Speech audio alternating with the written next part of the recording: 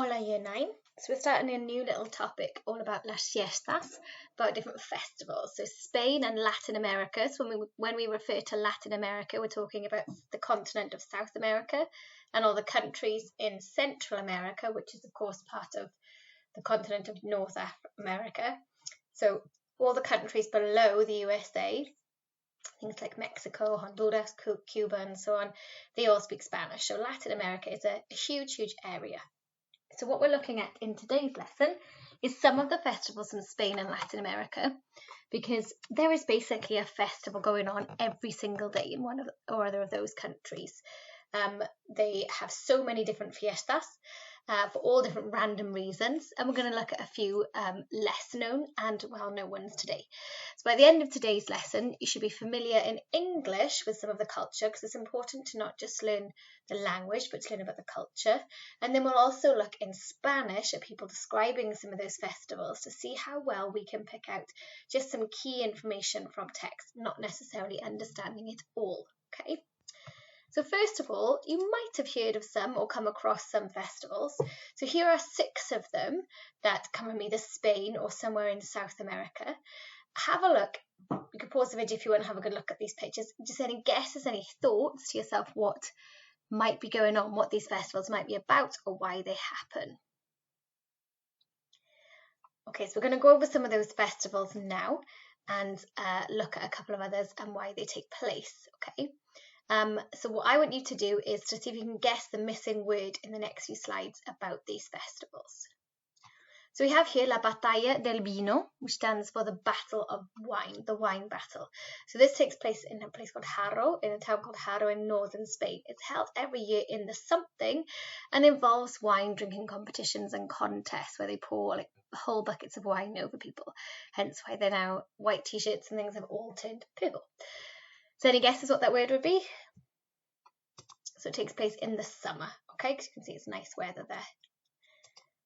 Another really random, slightly bizarre festival is El Colacho, Salto sobre Bebés. So this means jumping over babies.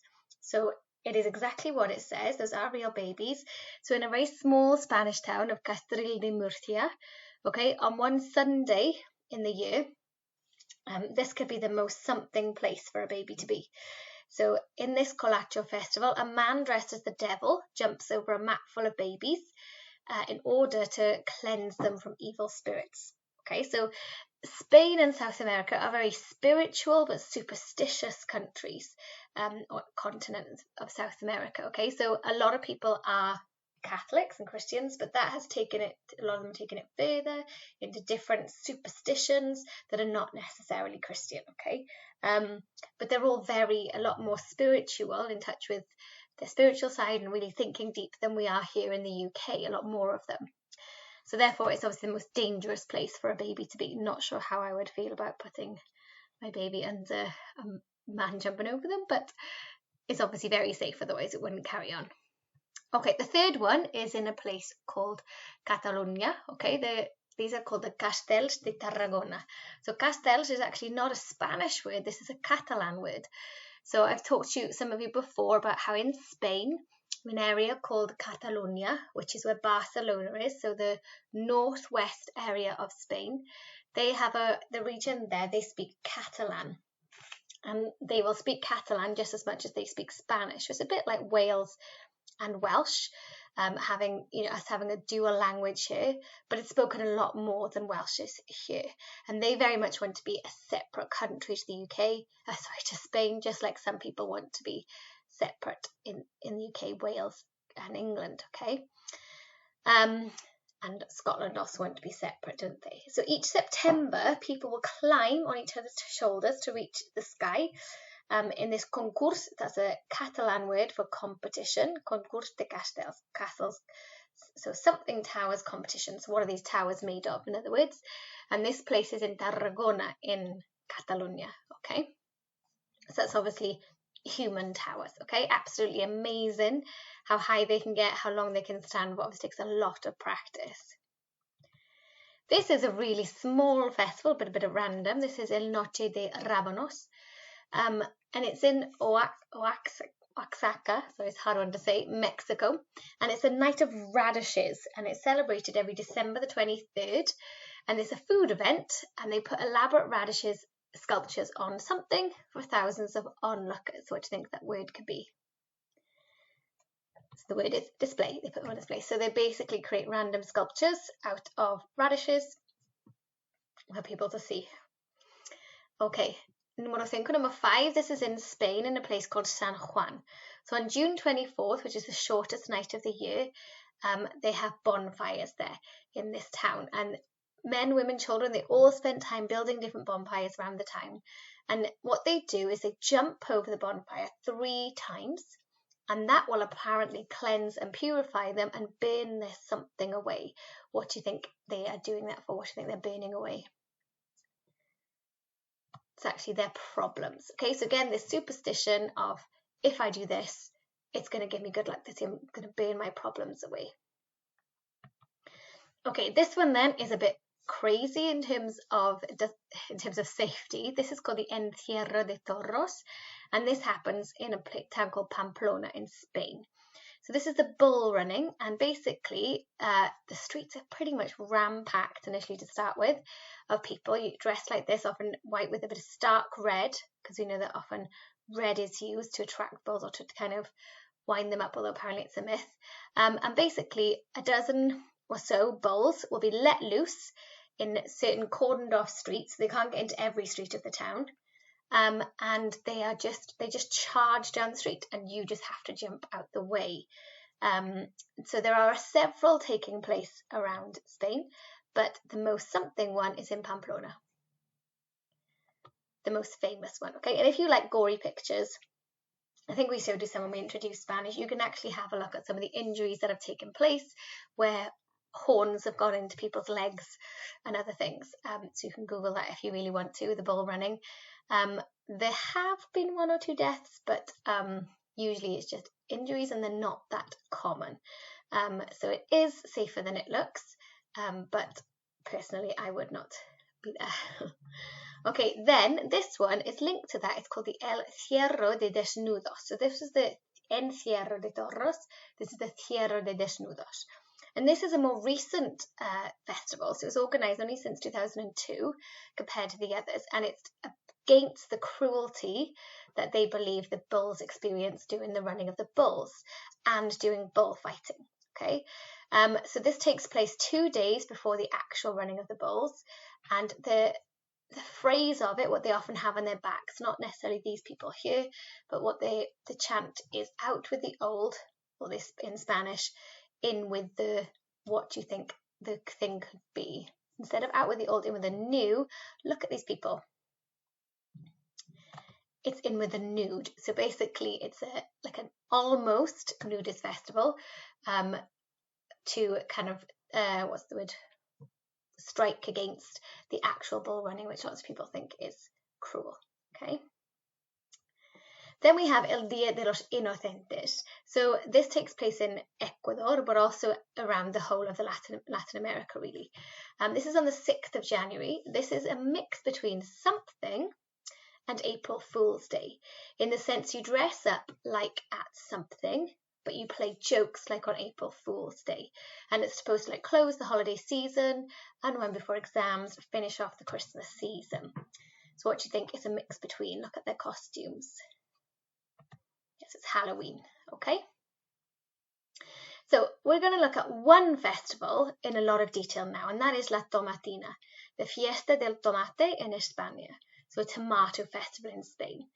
So this is basically one giant food fight just with tomatoes, and it started when a group of local naughty boys threw in tomatoes at a parade, and then they did it the next year, and now it's become this massive festival. So these are actual photos of what happens there. So in a village called Buñol, this is near Valencia, so on the west coast of Spain, and here's Buñol over here.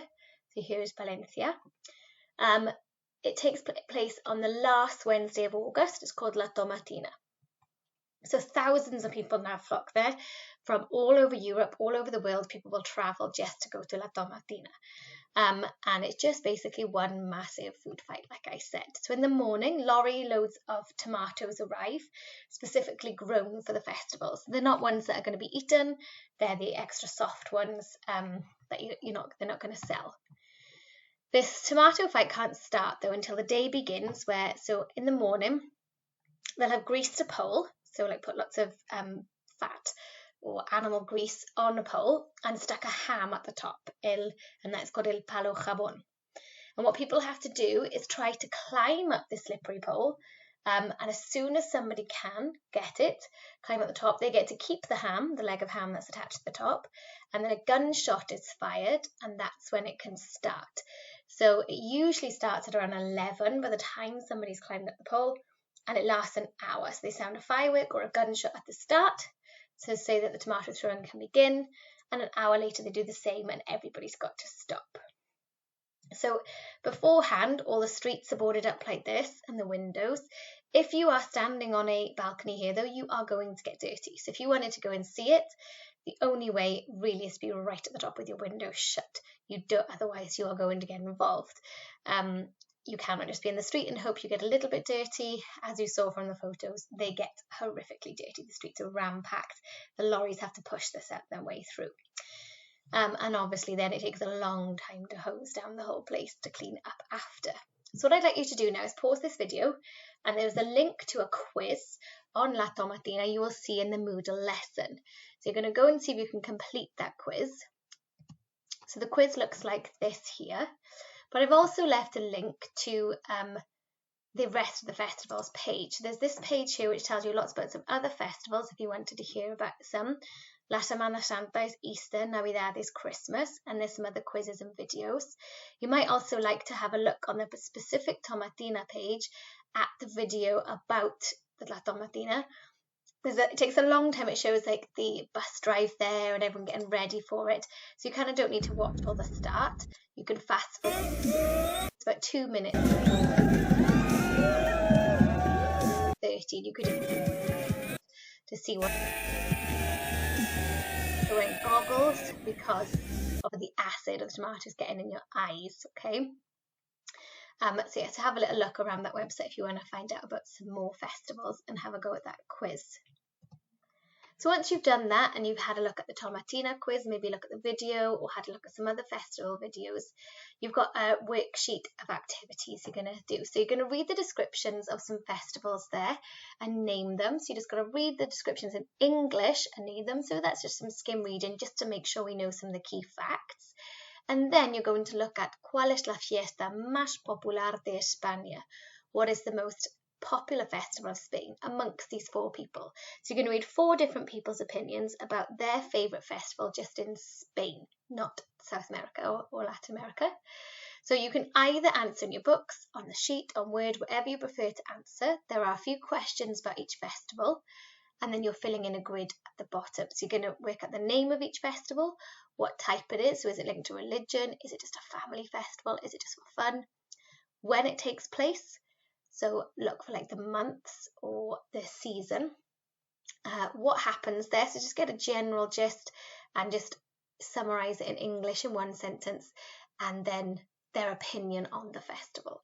Okay, there is a help box on the sheet, but you might need to use wordreference.com for a dictionary to give you a bit of help. There is no point putting the whole text into Google Translate because you're not then learning to pick out key information from a text. We don't want you to just learn about facts about festivals today. We want you to pick up some vocabulary in Spanish about them too and see how well you can read in detail.